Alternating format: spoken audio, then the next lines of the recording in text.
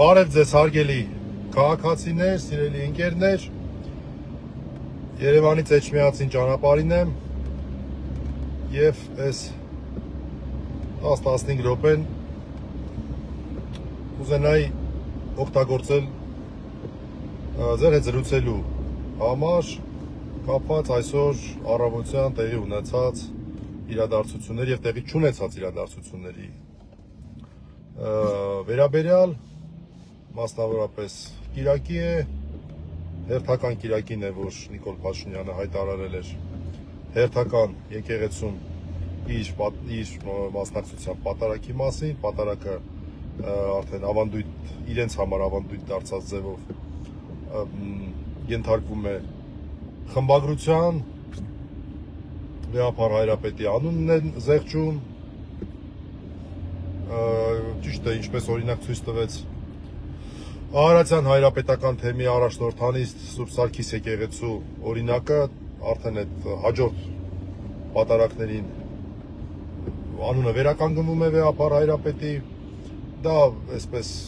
զուտ ծիսական նշանակություն ունեցող հարց չէ, դրա վերաբերյալ մասնագետները բազմիցս արտահայտվել են, սա հենց խորհրդի բովանդակությունը կազմող եւ եկեղեցու միասնականությունը խորհրդանշող երևույթ է, դրա մասին հիմա շատ չեմ խոսի, ամեն դեպքում ինչ տեղի ունեցավ Նիկոլ Փաշինյանի կողմնակիցներից մեկը ուղիղ բացահայտ աներկբա ձևով բռնության կոչ հնչեցրեց այդ իրենց միջոցառման շրջանակներում ես մի քիչ կդժվարանամ կոնկրետ այդ մարդկանց մասնակցության մասով դրա անունը պատարագ դնել, որտեղ նրանք ուր նայում ես խոսացածը, նայում ես վարքագիծը, իրենց համար քաղաքական միջոցառում է։ Եվ կոնկրետ այդ մարդը Վեհապար Հայրապետի նկատմամբ բռնության կոչ հնչեցրեց։ Հետո իհարկե որևէ մեկը չէր կասկածում, որ հանրային ծառայող է այդ անձը հանդիսանում, պարզվեց, որ Գառնու համայնքապետարանի ներկայացուցիչն է, то есть աշխատողը, ինչ որ ջրի հարցով զբաղվող անձնավորություն։ Շատ արագ դա բացահայտվեց եւ անունն էլ լրատվականները նշեցին որպես Ջնդոյի Էդո, ինչ որ տենց հետաքրքիր անձնավորի բանը անուն է, տենց մականունն է երևի էլի այդ Ջնդոն։ Ու երևի արդեն անունազգանունն էլ շուտով պարզ կլինի եւ կարեւոր համարեցի մի քանի նկատառում հայտնել իրավական եւ մերձ իրավական, թե ինչպես են պատկերացնում ինչա լինելու այս փաստի հետ կապված։ Հիմնվելով թե օրենսդրության եւ թե նախորդ պրակտիկայի վրա։ Մինչև այդ ասեմ գոհունակությամբ, որ Նիկոլ Փաշինյանի երեկվա պլանը, այն որ ինքը ըստ էության կատարեց հանցագործություն, ըստ էության դրդեց քաղաքացիներին գնալ եւ խանգարել ծեսը, ոնց որ թե այդ իր ծրագիրը չհաջողվեց, ամենայն դեպս շատ եկեղեցիներ, որտեղ որ իմ ընկերներն էին գնացել, հարց ու փորձ եմ արել, նման դեպք ոնց որ թե չի գրանցվել, ամենայն դեպս նման այլանդակություն տեղի չի ունեցել, մարդիկ սովորականի պես իրենց պատարագն են մատուցել, ժողովուրդն էլ մասնակցել է ավելի մեծ թվով, մարդիկ շատերը նաև սովորել են այդ գոհանամքի հետ համապատասխան հատվածը եւ սարկավագների հետ երգել են այդ հատվածը, այդ մնացել է Նիկոլից, այդ ամենում մարդը անընդհատ վատություններ է փորձում անել, բայց որ չկաչարիկ առանց բարիք սկզբունքով ինչ որ օգուտել է տալի, փաստորեն մարդիկ շատերը չգիտեին, որ օրինակ Վեհապար Հայրապետի 3 հիշատակություն է լինում պատարագի ժամանակ, 2-ը կարծեմ քահանայի կողմից, 1-ը սարկավագների կողմից եւ վերջինը եւ ամենա այսպես չասեմ կարեւորը, մի խոսքով վերջինը։ Շատ շատերը գնացել են պատարագին մասնակցել են հատկապես որպեսզի իրենց ձայնով, իրենց երգեցողությամբ, իրենց մասնակցությամբ թույլ չտան, որ ինչ-որ մարդիկ խանգարեն պատարագը, բայց ոնց որ թե նման անձնավորություններ չեն եղել եւ բոլոր նրանք, ովքեր որ Նիկոլա Դավան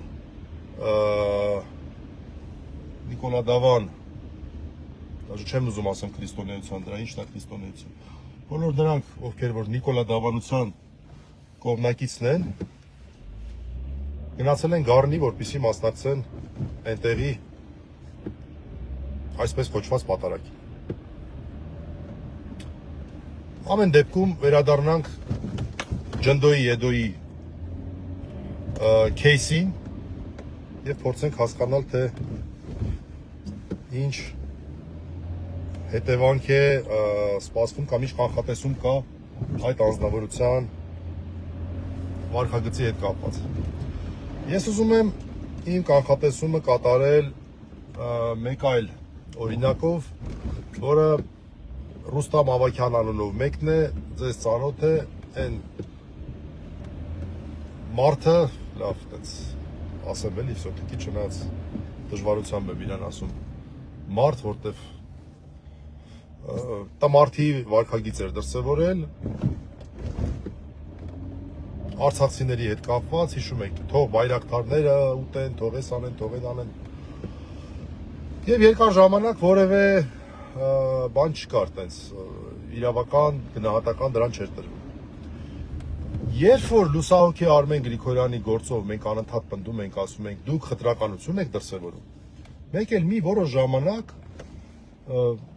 չասեմ արհեստական, բայց նենց էր ստացվում, որ նիստերը չէին կայանում։ Ես այդտեղ մտածեցի, որ ինչ-որ մի բան ստեղ են չի։ Եվ մեկ էլ նշանակվեց արդեն վերջին դատական նիստը, որտեղ որ կողմերը պետք է արդեն եզրափակիչ ելույթներով հանդես գան։ Եվ մեր հիմնական փաստարկներից մեկը հենց այդ խտրական մոտեցման փաստարկն էր։ Ենթադրելով, որ ինչ-որ ժամանակը մեկ այլ քրեական հետապնդման համար է օգտագործվել, ուսումնասիրեցի համապատասխան համակարգերը եւ պարզեցի, որ այս ընթացքում կներեք այս արտահայտության համար գյոզերով տարել էին այդ Ռուստամ Ավագյանին դատելու այդ արտահայտության համար։ Որպեսզի դատախազը հաջորդ օրը գա, այն ժամանակ երբ որ մենք խոսենք, ասենք, որ տեսեք խտրականություն է եւ այլն, նրանք ասեն, ի՞նչն է խտրականություն, հենա Ռուստամ Ավագյան անունով մեկին, էս էլ գործի համարն է, գնացեք նայեք։ Դա մենք էլ պարզա, որ էլ չենք հասցնի նայել, չենք հասցնի ուսումնասիրել, բայց դատախազի խոսքը կմնար։ Մենք նախապես ենք ուսումնասիրել եւ տեսել ենք մի բան, որ օրինակի տարբերություն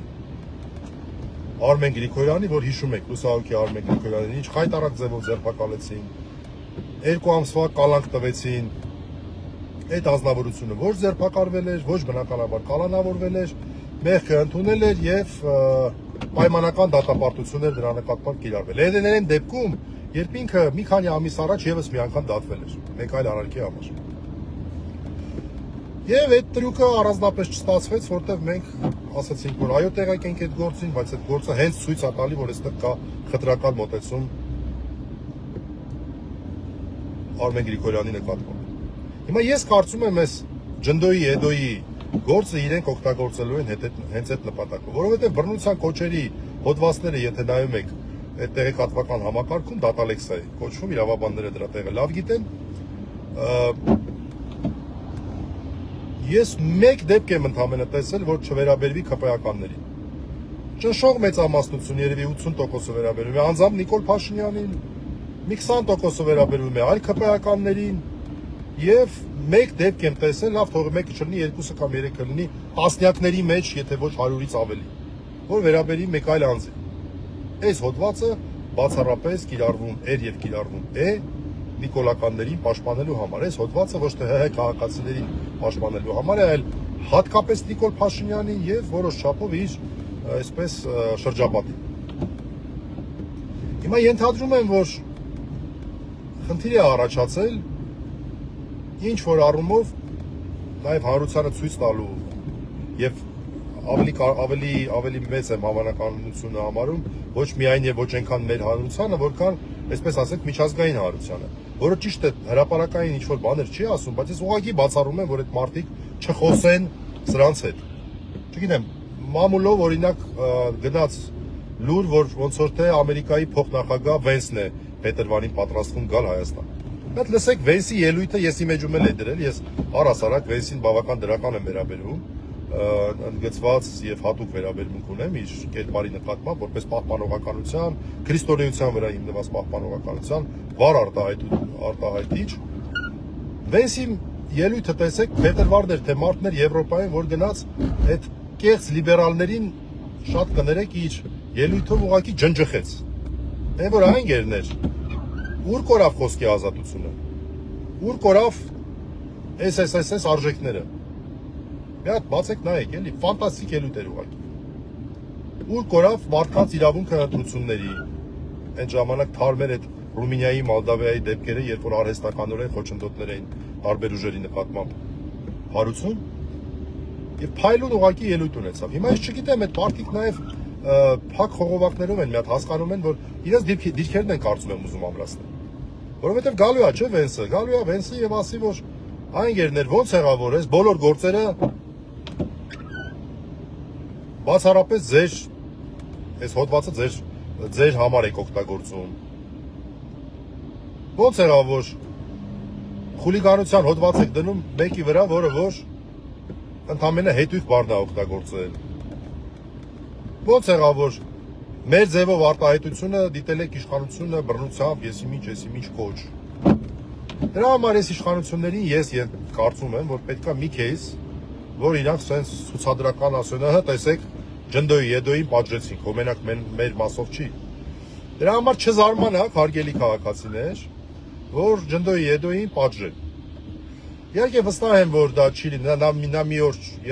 վստահ եմ, որ չի նստելու, չի ձերբակալվելու, չի կալանավորվելու,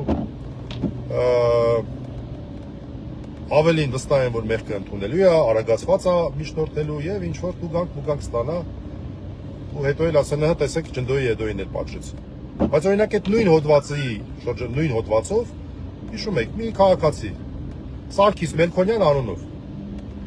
ես նկարը տեղադրել էի։ Հարությանը ոչ հայտնի մարդ, որը իր էջում ինչ որ գրառումներ էր արել, ինչ որ մարդկանց հետ կապված, տարան դատեցին եւ 2 ամիս այդ մարդը անցկացրեց անազատության մեջ։ 2 ամիս կիրառվել էր նրա նկատմամբ կարճաժամկետ ազատազրկում պատժատեսակը։ Ճիշտ է, խափաման միջոցը բանի հետ կապված չէր անազատության, բայց հենց որ օրինական ուժի մեջ մտավ, եկան դուրը ծեծեցին, տարան մոտարապես նենց ոնց որ հրամանատարին, ոնց որ Աշոտ Երկաթին էլի անազատության խափաման միջոց չկար, օրինական ուժի մեջ մտավ, եկան տնից տարան հիմա պատիժ դաժե լեզուս չի պատտվում, ասենք, ինչ նշանակում պատիժ Աշոտ Երկաթի հետ կապված ապօրինի զենքի հոդվածով, այդ մարդու, որ հերոսական մի խոսքով էլի։ Էսա, դրա համար չզարմանաք, որ ջնդոյի եդոյի նկատմամբ նույնիսկ ցուցադրական ինչ որ դատավարություն անեն, նա ասի, հա, դե ես սխալվել եմ, դա սենց դրանից չզարմանաք, բայց ես վստահ եմ, որ նա անազատության մեջ կարող է, ասենք, մաքսիմում անցկացնի 6 ժամ։ Դրանում վստահ եմ։ Որովհետև ենթադրում եմ, որ այս իշխանություններին, ոնց որ այն ժամանակ են Ավագյան Ռուստամի հետ կապված էր պետք մի հատ кейս, որ բերեն միջազգային եւ առաջի հերթին հարթակներում ասում, չէ, ով է ասում, արդեն չէ մահացել, Արմենը Գրիգորյան։ Չէ, ով է ասում, որ ստեղ խտրականություն կա։ Հենա, տեսեք, այս մեկին էլ ենք դատում, բայց հենց այդ մեկին դատելու кейսը ինքնին ցույց էր տալի, որ կա խտրականություն, որտեղ նրան մի րոպե անազատության մեջ չէին պահել։ Վերջերս էլի այս նույն այս պատարակ անվանվող նրանց արարողություններին այրևաց, կարծեմ առաջի թե երկրորդ արարողության։ Հիմա նույնը ենթադրում եմ ջնդոյի եդոյի մասով են անելու, գուցե նաև ցուցադրական անեն, բայց այսպես դա